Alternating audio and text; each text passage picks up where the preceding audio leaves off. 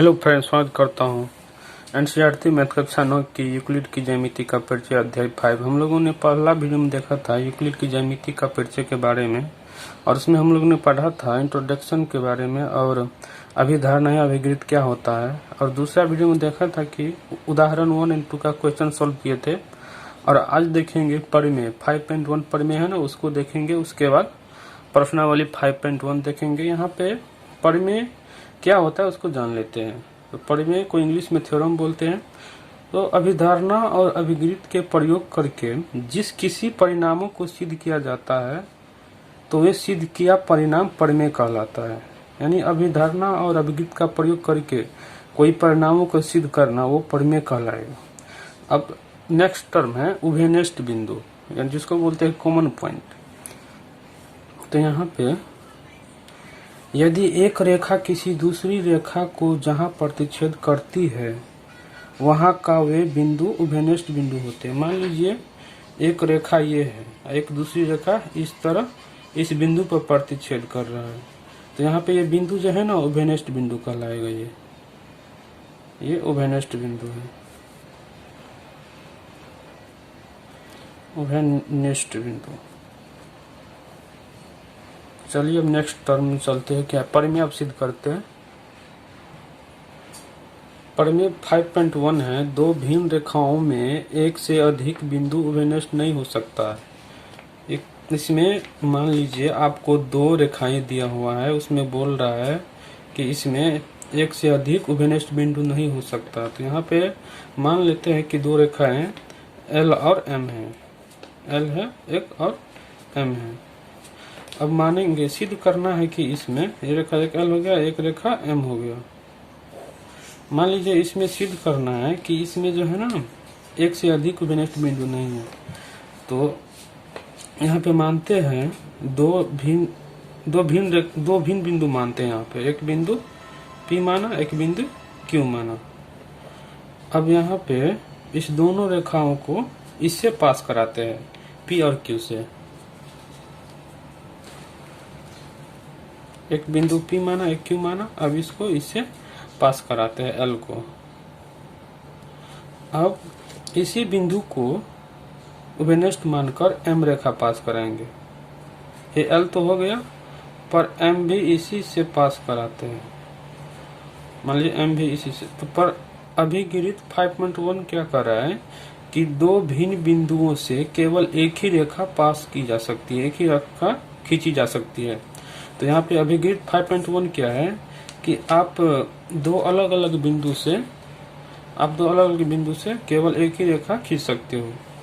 पर यहाँ पे तो दो खींचा गया, L भी और M भी, तो इसका विरुद्ध कर रहा है। इसीलिए यहाँ पे M भी डाल देंगे तो दो अभिनिष्ठ बिंदु तो हो जाएंगे, दोनों पे प्रतिच्छेद करेंगे। पर यहाँ पे अभिगृत 5.1 में कह रहा है कि दो भिन्न बिंदुओं से केवल एक ही रेखा खींची जा सकती है। इसीलिए यहाँ पे L तो ये हो गया, मान लीजिए L रेखा खींची गई, L रेखा ये हो गया, और दूसरा M रेखा इस तरह हो सकता है M। तो यहाँ पे उभयनिष्ठ बिंदु कितना हुआ, एक बिंदु इससे एक बिंदु इससे, यानी हम दो बिंदु से रेखा तो खींचेंगे पर उसमें उभयनिष्ठ बिंदु एक ही ये होगा। यही सिद्ध करना। तो यहाँ पे लिखेंगे इस तरह से उपपत्ति में। यहाँ दिया गया है कि L और M,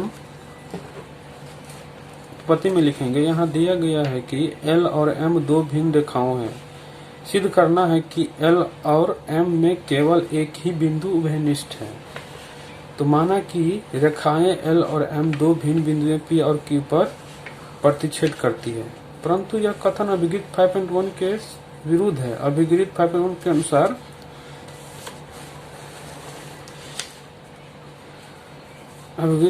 के अनुसार दो भिन्न बिंदुओं से केवल एक ही रेखा खींची जा सकती है। अतः दो भिन्न रेखाओं में एक से अधिक बिंदु उभयनिष्ठ नहीं हो सकता है। यहाँ पे देखिए, यानी इसमें एक से अधिक उभयनिष्ठ बिंदु नहीं है।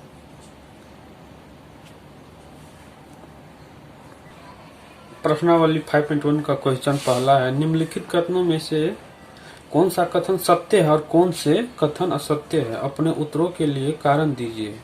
एक बिंदु से होकर केवल एक ही रेखा खींची जा सकती है। तो यहाँ पे ये असत्य हो गया, क्योंकि एक बिंदु से तो हम अनंत रेखा खींच सकते हैं।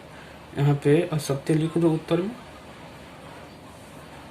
मान लीजिए यहाँ पे एक बिंदु ये है, तो इससे हम होकर बहुत सारा रेखा खींच सकते हैं। जैसे कि यहाँ पे इस तरह खींच सकते हैं, इस तरह खींच सकते हैं, इस तरह खींच सकते हैं, इस तरह खींच सकते हैं। यानी आपको जितना मन उतना खींच सकते हो, इस तरह खींच सकते हैं। इसीलिए यहाँ पे बोल रहा है कि एक बिंदु से होकर केवल एक ही रेखा खींची जा सकती है। ये तो गलत है, क्योंकि हम यहाँ पे अनंत रेखा खींच सकते हैं, बहुत सारे। और दूसरा क्या है, दूसरा है दो भिन्न बिंदुओं से होकर जाने वाली असंख्य रेखाएं होती है। यानी असंख्य मतलब बहुत सारे। तो मान लीजिए एक बिंदु P है, एक बिंदु Q है, तो यहाँ पे इससे होकर तो हम केवल एक ही रेखा ना खींच सकते हैं, बाकी दूसरा रेखा कैसे खींचेंगे? फिर इसी होकर जो खींचेंगे तो अभिगीत 5.1 के अनुसार तो ये विरुद्ध है, क्योंकि उसमें बताया गया है कि दो भिन्न बिंदु से आप एक ही रेखा खींच सकते हो। इसीलिए इसका उत्तर असत्य हो जाएगा।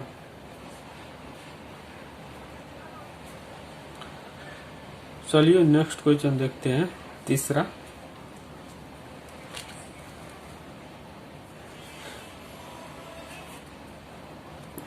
एक शांत रेखा दोनों ओर अनिश्चित रूप से बढ़ाई जा सकती है। ये शांत रेखा है, मान लीजिए ए बी। शांत मतलब फिक्स रेखाखंड, फिक्स।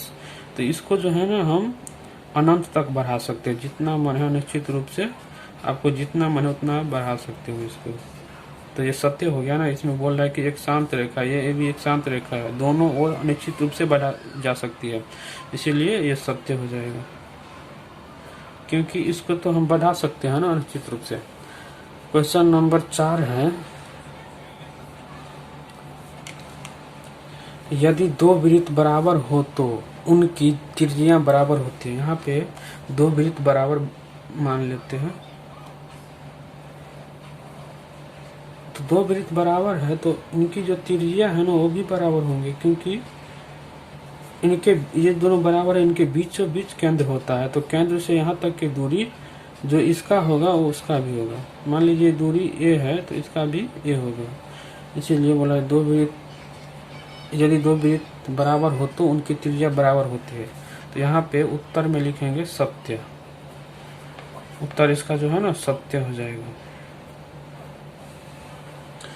और 5 क्या कह रहा है, प्रश्न 5, आकृति में, नीचे आकृति है ये सब, यदि ए बी बराबर पी क्यू और पी क्यू बराबर एक्स वाई है तो ए बी बराबर एक्स वाई होगा। यहाँ पे लिख लेते हैं जो सब दिया है। ये बोल रहा है ए बी बराबर P Q and P Q बराबर एक्स वाई। तो यहाँ पे लिख लेते हैं ए बी बराबर पी क्यू, या पी क्यू बराबर ए बी लिख सकते हैं, उल्टा लिख सकते हैं इसको। यहाँ पे क्या है, पी क्यू बराबर एक्स वाई, पी क्यू बराबर एक्स वाई। तो बोल रहा है ए बी बराबर एक्स वाई होगा। तो यहाँ पे हम लोग क्या पढ़ते हैं कि अभिगृत 1 में एक ही वस्तु के बराबर वस्तु आपस में बराबर होते हैं। तो यहाँ पे एक ही वस्तु पी क्यू है, इसके बराबर जो है ना वो आपस में बराबर होंगे, इसीलिए ए बी बराबर एक्स वाई होगा। तो ये भी सत्य है।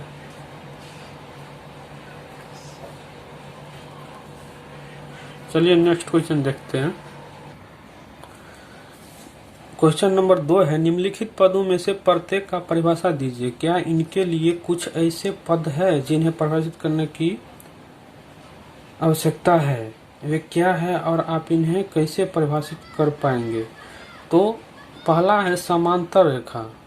तो समांतर रेखा क्या होता है, मान लीजिए दो रेखाएं इस तरह लेंगे, पी क्यू और एम एन, कि इसको अनिश्चित रूप से दोनों ओर बढ़ाए जाने पर कहीं नहीं मिले। अब जितना मन उतना बढ़ा लो, इस तरह लेंगे कि कहीं नहीं मिले तो वे समांतर रेखाएं कहलाएंगे। यानी या तो इनकी बीच की लंबवत दूरी हमेशा बराबर हो, लंबवत दूरी। मान लीजिए ये ए है, तो यहाँ सभी जगह पे, सभी पॉइंट पे, इस रेखा के सभी पॉइंट पे इनकी दूरी जो है ना, इसकी दूरी यहाँ से यहाँ तक की दूरी हमेशा बराबर हो, तो वे समांतर रेखाएं कहलाएगी।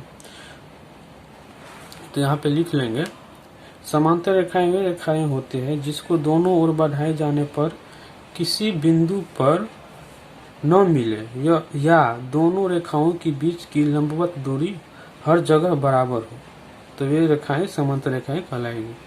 तो चलिए नेक्स्ट देखते हैं। इसमें अपरिभाषित पद क्या है? इसमें तो अपरिभाषित पद तो बिंदु है, क्योंकि इसमें बिंदु बहुत सारे हैं।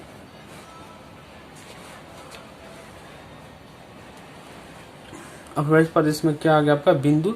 तो बिंदु क्या है? हम लोगों ने पार्ट फर्स्ट में देखा था, बिंदु का कोई भाग नहीं होता है, ये भी परिभाषित, इसको भी कर दिए। और एक सरल रेखा, सरल रेखा वो है जिसकी तो केवल लंबाई होती है, चौड़ाई नहीं होती है। इसको भी आप जानते हो, इसको भी जानते हो। इसमें अपरिभाषित पद ये था। रेखा दूसरा क्या है? लंब रेखाएं, यानी परपेंडिकुलर लाइन, जिसको इंग्लिश में बोलते हैं। तो यहाँ पे दो रेखाएं लंब रेखाएं कहलाती है यदि वे प्रतिच्छेद करें और समकोण बनाए।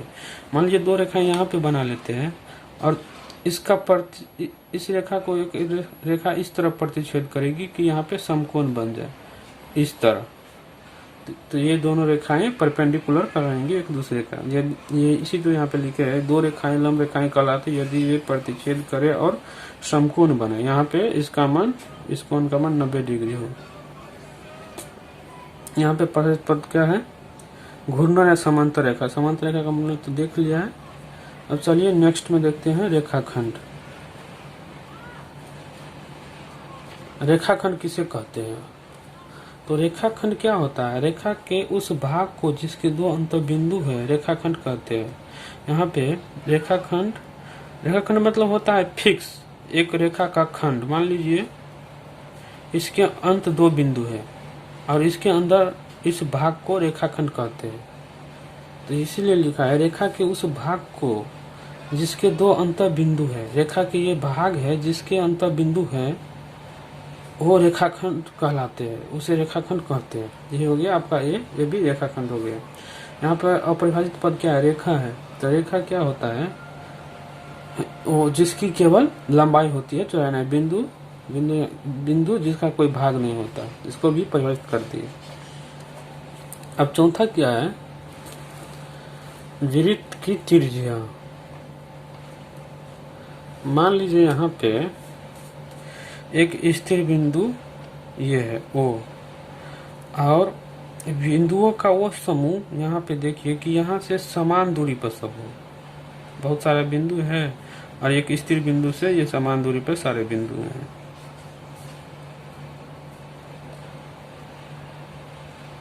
तो इस बिंदु से लेकर इस बिंदु तक की सारे दूरी बराबर होंगे, वही जो है ना वृत्त की त्रिज्या कहलाते हैं। ये तो वृत्त की त्रिज्या हो गई और ये जो स्थिर बिंदु है ये केंद्र हो गया। तो यहाँ इसको इस तरह लिखेंगे कि एक तल में बिंदुओं का वह समूह जो एक स्थिर बिंदु O से समान दूरी पर है, एक वृत्त कहलाता है।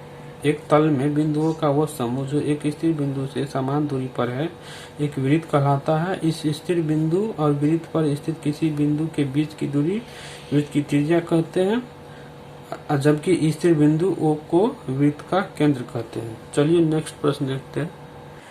इसका 5 नंबर है वर्ग। वर्ग किसे कहते हैं? तो यहाँ पे लिखेंगे वैसा चतुर्भुज जिसका चारों भुजा बराबर हो, यानी चारों भुजा बराबर हो और इनके कोण जो है ना सारे 90 डिग्री हो, तो ये वर्ग कहलाएगा। तो चतुर्भुज क्या है उसको जान लेते हैं। चतुर्भुज होता है तल में ऐसा आकृति जो 4 भुजाओं से मिलकर बना हो, यानी ये जो है ना ये चतुर्भुज कहलाएगा। वैसे चतुर्भुज जिसकी चारों भुजाएं बराबर हो और सारे कोण समकोण हो, तो वे वर्ग कहलाएंगे। कोण तो ये हो गया, चतुर्भुज आपका ये हो गया।